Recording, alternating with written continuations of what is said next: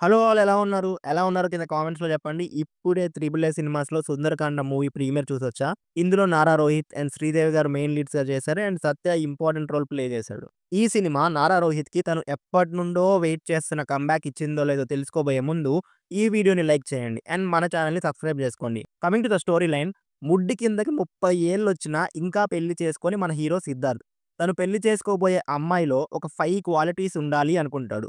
ఆ క్వాలిటీస్ ఏంటి? ఆ క్వాలిటీస్ ఉన్న అమ్మాయి దొరికిందా? అండ్ తన లైఫ్‌లో వైష్ణవి అండ్ ఐరా అనే ఇద్దరు అమ్మాయిలు ఎలాంటి రోల్ ప్లే చేశారు అనేది remaining part of the film. Coming to the positives, writing by Venkatesh Nimmalapudi is good.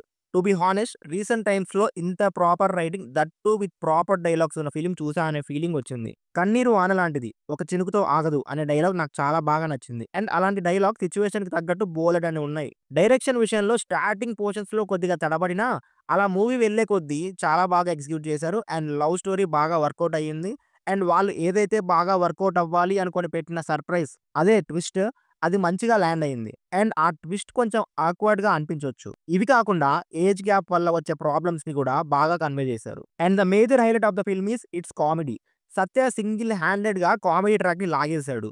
Especially second హాఫ్‌లో వచ్చే 'శ్రీమంతం' ఎపిసోడ్‌ని ఫుల్‌గా ఎంజాయ్ చేశా. అసలు సత్య గురించి ఎంత మాట్లాడుకున్నా తక్కువే. తను ఇలాంటి రోల్స్ చేయడం కొత్తేమి కాదు. ఎన్ని సార్లు ఇలాంటి రోల్స్ చేసినా తను ఎక్స్‌ప్రెస్ చేసే విధానం వల్ల మళ్ళీ మళ్ళీ చూడాలి అనిపిస్తది.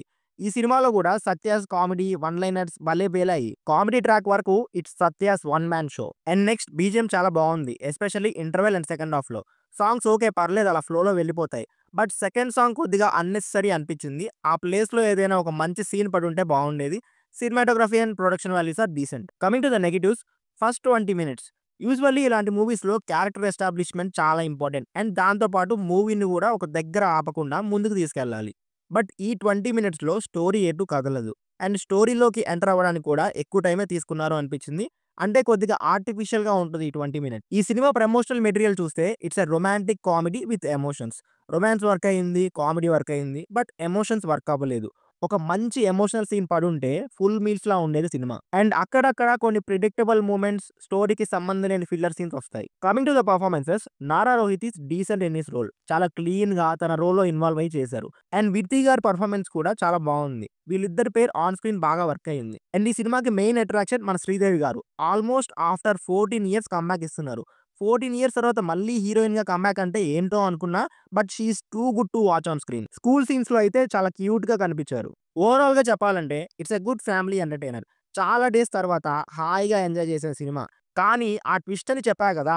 దాన్ని ఆడియన్స్ ఎలా రిసీవ్ చేసుకుంటారో అనే దాని మీద మూవీ రిజల్ట్ డిపెండ్ అవుతది. అండ్ అలా వెళ్ళే ముందు కింద మన movies for you max channel link ఇస్తా. అక్కడ మూవీ డిస్కషన్ పెట్టుకుందాం. సబ్స్క్రైబ్ చేసుకోండి. మళ్ళీ నెక్స్ట్ వీడియోలో కలుద్దాం. Until then signing off team movies for you.